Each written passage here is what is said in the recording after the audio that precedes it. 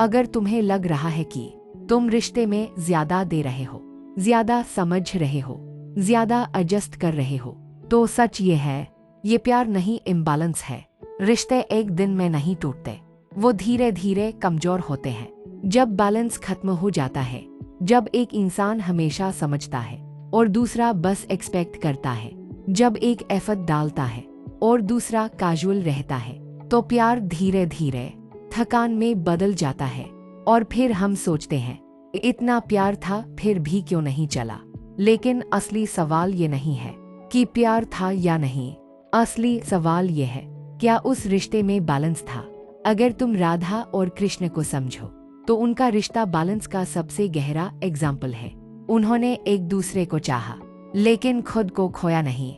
उन्होंने कनेक्शन रखा, लेकिन कंट्रोल नहीं किया। और यही पहला सलूशन है। रिश्ते को हिसाब में मत चलाओ, फ्लो में चलाओ। हम क्या करते हैं, हम गिनते हैं, मैंने इतना किया, उसने क्या किया, मैंने कॉल किया, उसने नहीं किया, और धीरे धीरे रिश्ता ट्रांजैक्शन बन जाता है।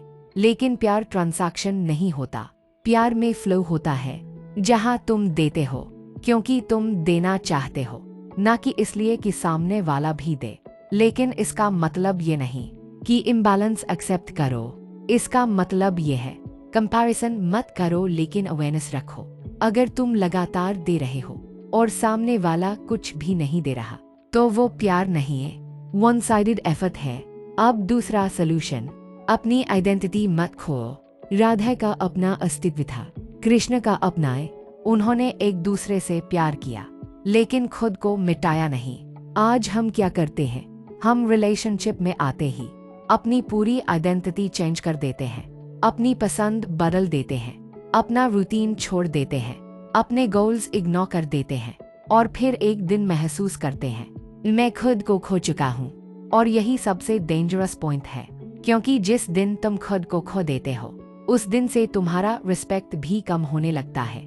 इसलिए याद रखो, कोई भी रिश्ता इतना बड़ा नहीं होता कि तुम उसमें खुद को खो दो। प्यार में खुद को खोना पॉएटिक लगता है, लेकिन रियल लाइफ में ये डिस्ट्रक्टिव होता है। तीसरा सलूशन, इमोशनल डिपेंडेंसी कम करो। प्यार होना चाहिए, लेकिन डिपेंडेंसी नहीं।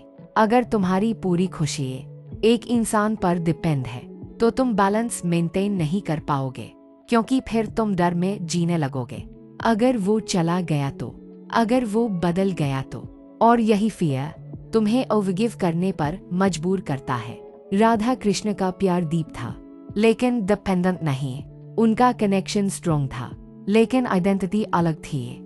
इसलिए सीख यह है, तुम कंप्लीट हो, सामने वाला तुम्हारी लाइफ में एडिशन है।